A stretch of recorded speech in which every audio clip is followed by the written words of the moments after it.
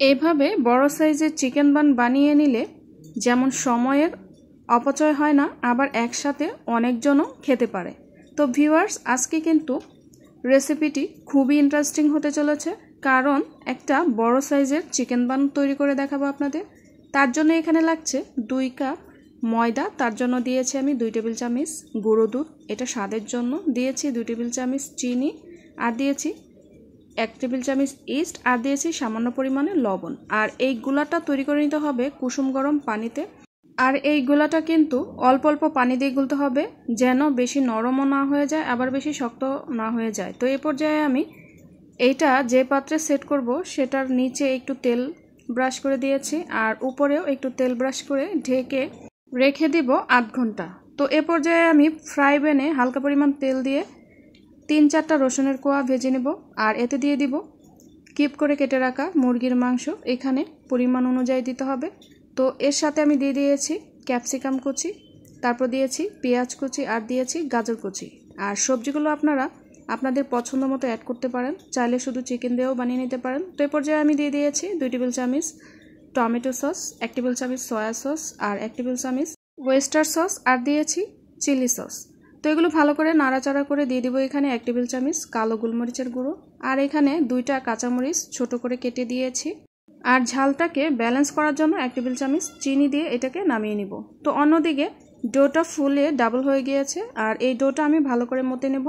মতে 2টা ভাগে ভাগ করে নেব, একটা ভাগ নিচে দিব, আরেকটা ভাগ উপরে দিব।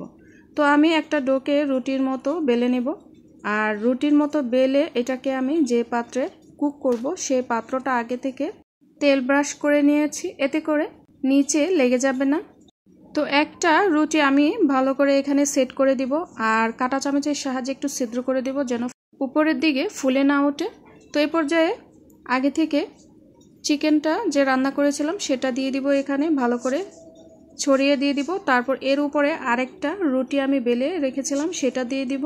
তো দেখুন কিভাবে আমি চেপে চেপে দিচ্ছি, এতে করে একটা আরেকটার সাথে লেগে যাবে আর খুলে যাবে না। তো এ পর্যায়ে উপরের সাইডটাও আমি একটু কাঁটা চামচের সাহায্যে সেদ্ধ করে দিয়েছি, আর তেল ব্রাশ করে এখানে কিছুটা সাদা তিল ছিটিয়ে দিয়েছি সৌন্দর্যের জন্য। তো এ পর্যায়ে কিন্তু আমি এটাকে সরাসরি চুলায় কুক করব। তো আমি এখানে 2টা স্ট্যান্ড বসিয়ে একেবারে লো হিটে করে দিয়েছি যেন নিচটা পুড়ে না যায়।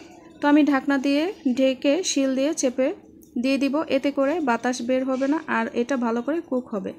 আমি কিন্তু মাঝখানে 1-2 বার চিকেন বানের পাত্রটাকে ঘুরিয়ে দিয়েছি, এতে করে সব সাইড ভালো করে হয়েছে। আর আমি এটাকে একটু উল্টিয়ে দিয়েছি যেন উপরের সাইডটা একটু কালার হয়। তো জাস্ট 2-3 মিনিট এটাকে ঘুরিয়ে উপরের সাইডটা একটু কালার করে নিয়েছি, আপনারা দেখেই বুঝতে পারবেন।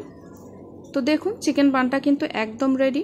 এটা ঠান্ডা হয়ে যাওয়া পর্যন্ত অপেক্ষা করছি, আর আপনাদের এটা আমি কেটে দেখাচ্ছি কতটা জুসি হয়েছে।